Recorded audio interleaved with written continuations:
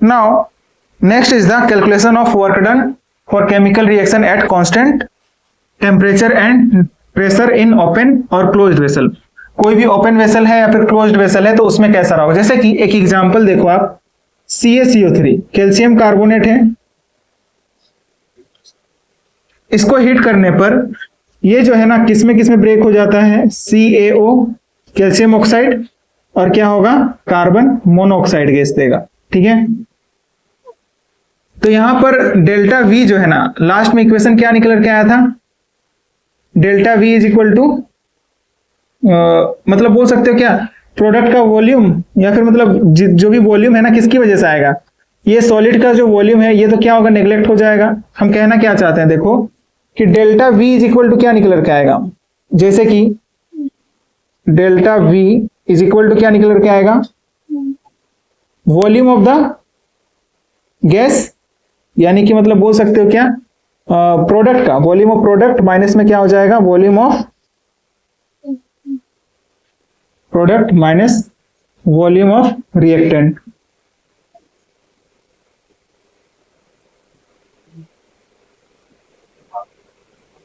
ये रहा होगा कोई भी केमिकल रिएक्शन के लिए। यानी कि यहां से हम क्या लिख सकते हैं बताओ तो, वॉल्यूम ऑफ प्रोडक्ट क्या क्या है, V of CaO calcium oxide का वॉल्यूम प्लस क्या हो जाएगा, वॉल्यूम ऑफ CO गैस और माइनस क्या हो जाएगा, वॉल्यूम ऑफ CaCO3 हो जाएगा, है कि नहीं। यही तो वॉल्यूम ऑफ क्या है, रिएक्टेंट है। अब देखो वॉल्यूम ऑफ रिएक्टेंट जो होता है वो क्या होगा, नेग्लिजिबल होगा, या फिर सॉलिड का बोल सकते हो क्या, जितने भी सॉलिड है, ये क्या हमारे पास में गैस है, सॉरी सॉलिड था, सॉलिड है, ये क्या हमारे पास में गैस है और ये भी क्या है, सॉलिड है। तो लिखो एक बात, क्या लिख सकते हो, क्योंकि सॉलिड का वॉल्यूम जो होता है वो नेग्लिजिबल होता है as compare to the volume of gas, because the volume of solid is negligible.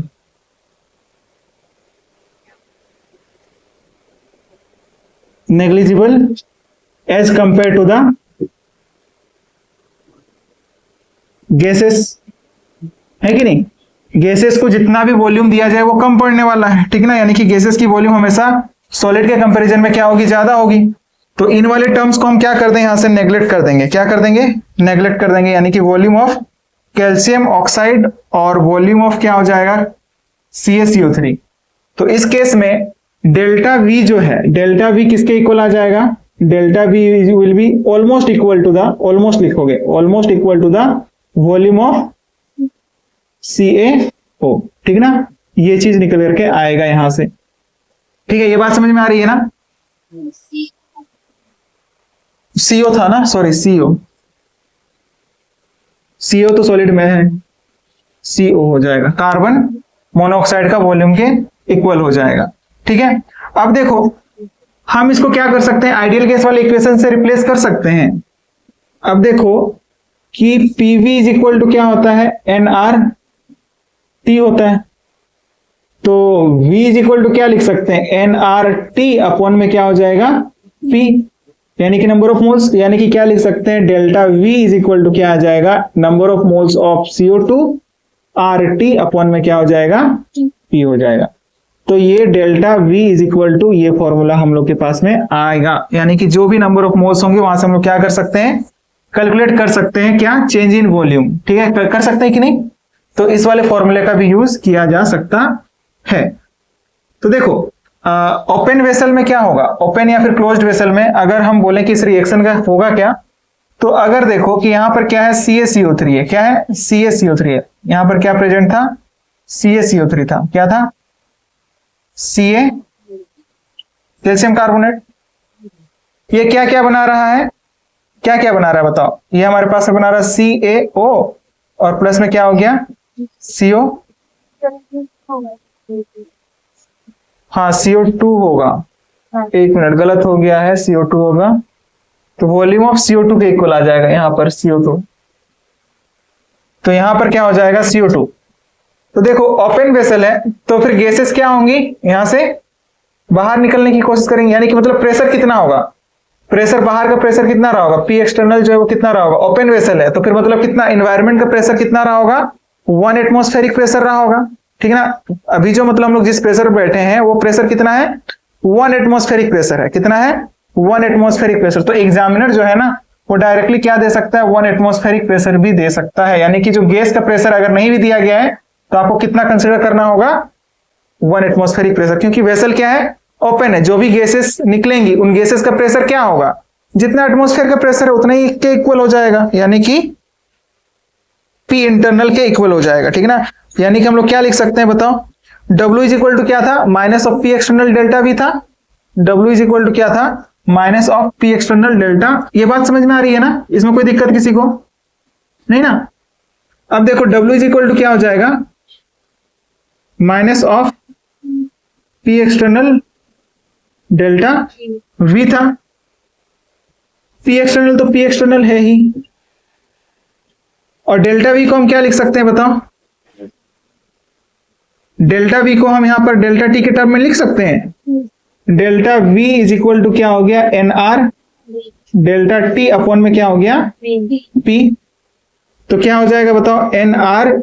Delta T upon में क्या हो गया, P।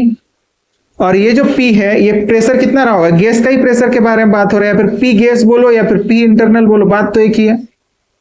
तो ये दोनों प्रेशर क्या होंगे, इक्वल होंगे, होंगे कि नहीं, 1 एटमॉस्फेरिक प्रेशर के इक्वल होगा, यानी कि दोनों सेम होंगे, ये दोनों वैल्यू सेम होंगे, तो दोनों वैल्यू को हम लोग क्या कर सकते हैं, कैंसल आउट कर सकते हैं। तो work done is equal to क्या आ जाएगा, work is equal to NR delta T के इक्वल आएगा, minus of NR delta T के इक्वल आएगा। अब N क्या है, नंबर ऑफ गैसियस मोल्स हैं, N क्या हो गए, नंबर ऑफ गैसियस मोल्स हो गए। अब कोई भी गैसियस रिएक्शंस है, मान के चलो कि गैसियस के ही रिएक्शंस हैं, तो उस केस में हम लोग क्या कर सकते हैं बताओ, यानी कि यहां पर आपको समझ में आ रही है ना ये बात, कि ये इसका तो मास क्या होगा, जो सॉलिड का मास है इन दोनों का मास क्या होगा, नेग्लिजिबल होगा as compare to the CO2, इसी वजह से ऐसा हम लोग को देखने को मिलेगा। और ओपन वेसल होगा तो फिर हमारे पास में जो प्रेशर क्या रहा होगा, एक्सटर्नल प्रेशर रहा होगा, वही क्या होगा हमारे पास में, गैस का भी प्रेशर हो जाएगा। यानी कि इस केस में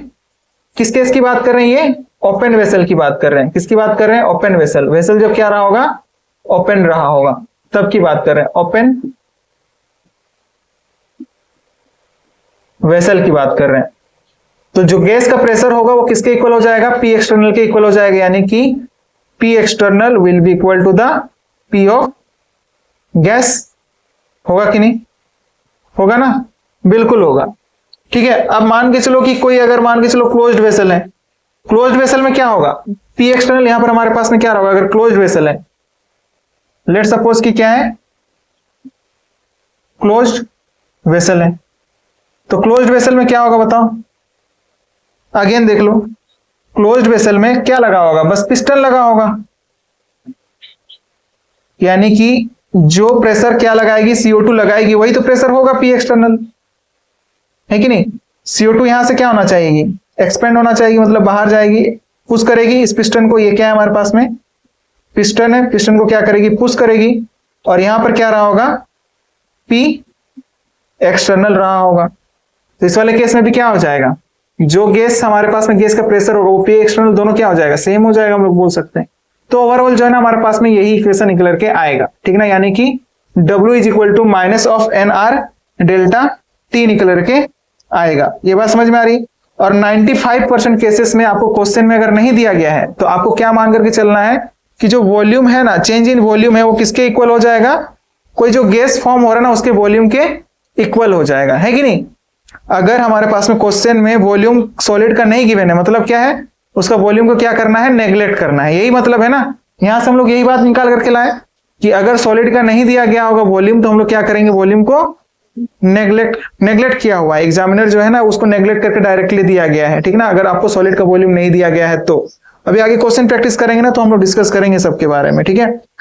तो मैक्सिमम केसेस में आपको क्वेश्चन में वॉल्यूम जो है सॉलिड का नहीं गिवन होगा तो फिर आपको समझना पड़ेगा, क्योंकि उसका वॉल्यूम जो है वो क्या है, नेग्लिजिबल है, इसी वजह से वो गिवन नहीं है। अब मान के चलो कि कोई गैसियस रिएक्शन है और ओपन वेसल में हो रहा है, यानी कि गैसियस रिएक्टेंट भी है और गैसियस क्या है, प्रोडक्ट भी है। तो तो वहां पर से कैसे निकालेंगे, जैसे कि कोई एक जनरल रिएक्शन ले लेते हैं, A of A and B of B gives us C of C, तो उस केस में हम लोग कैसे निकालेंगे चेंज इन वॉल्यूम। तो अगेन फॉर्मूला तो यही होगा हमारे पास में कि वॉल्यूम ऑफ प्रोडक्ट्स, ये क्या है, P क्या है हमारे पास में, प्रोडक्ट है, ठीक है ना, वॉल्यूम ऑफ प्रोडक्ट माइनस क्या करेंगे, वॉल्यूम ऑफ रिएक्टेंट करेंगे, ठीक है। मिटा दो ना, बिल्कुल हो चुका होगा।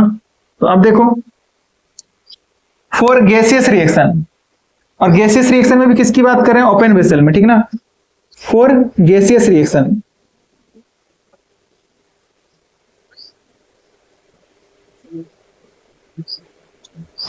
रिएक्शन किस में बात कर रहे हैं हम लोग, ओपन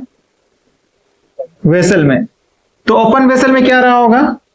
जैसे कि हम जनरल एक रिएक्शन ले लेते हैं, A ऑफ A जो कि किस स्टेट में है, गैसियस स्टेट में है, प्लस B ऑफ B, ये भी क्या है, गैसियस स्टेट में है, और ये हम लोग को क्या दे रहा है, C of C gas produce कर रहा है, ठीक है। तो delta V is equal to क्या हो जाएगा बताओ, delta V is equal to क्या हो जाएगा, प्रोडक्ट का, पहले प्रोडक्ट का वॉल्यूम, यानी कि क्या था हमारे पास में, क्या निकल के आया था बताओ तो, C है ना, तो इसका स्टोइकियोमेट्रिक कोएफिशिएंट C है, और इनटू में मोलार वॉल्यूम ऑफ C, किसका, C का मोलार वॉल्यूम।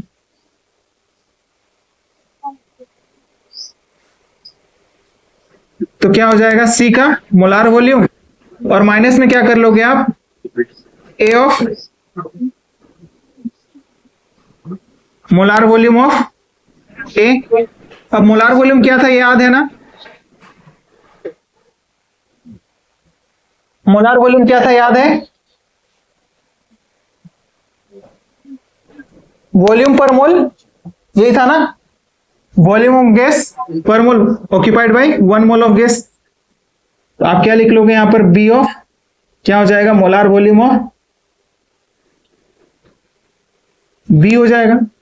होगा कि नहीं, B, हाँ B हमारे पास में ये है, A गैस का मोलार वॉल्यूम, और यहां पर क्या हो जाएगा, B गैस का मोलार वॉल्यूम होगा। ये Vm क्या है, मोलार वॉल्यूम है, Vm is the molar volume, लिख लो, V बाई N होता है, इसी को हम लोग क्या बोलते हैं, मोलार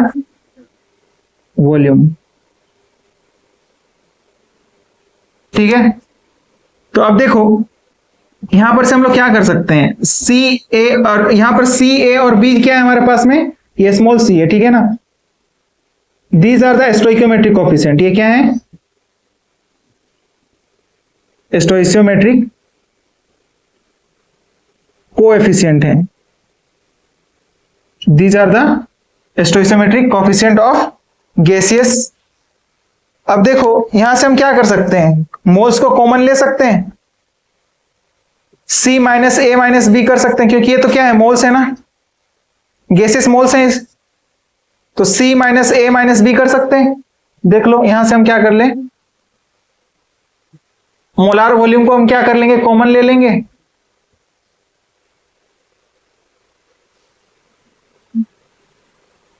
क्योंकि कोई भी जो हमारे पास में आइडियल गैस है उनका मोलार वॉल्यूम क्या होता है, सेम होता है at the same temperature and same pressure and temperature, यानी कि प्रेशर और टेम्परेचर जब सेम रहा होगा तो गैसियस के मोल्स क्या होते हैं, सॉरी गैसियस का जो वॉल्यूम है वो क्या होता है, सेम होता है। तो आप लिख सकते हो at constant temperature and volume. पहले तो आप ये देखो कि यहां से हम क्या कर सकते हैं, इनको कॉमन ले लिया हमने, delta V is equal to क्या हो गया, C माइनस A माइनस में क्या हो गया B, और यहां पर क्या हो गया, मोलार वॉल्यूम यानी कि Vm हो गया। अब बताओ कि जो ये है ये क्या हमारे पास में, चेंज इन गैसियस मोल्स है ना, लास्ट क्लास में बात किया था, delta Ng number of gaseous mole change, product के गैसियस मोल्स माइनस में क्या, रिएक्टेंट के गैसियस मोल्स था ना, यहां पर यही तो क्या है, प्रोडक्ट का गैसियस मोल, ये क्या है, गैसियस प्रोडक्ट के मोल,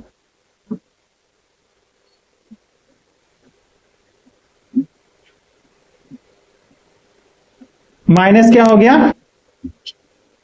गैसियस रिएक्टेंट मोल, यही था। तो यहां पर से हम delta V is equal to delta NgRT लिख सकते हैं, सॉरी डेल्टा NgVm लिख सकते हैं, लिख सकते हैं कि नहीं? बिल्कुल लिख सकते हैं।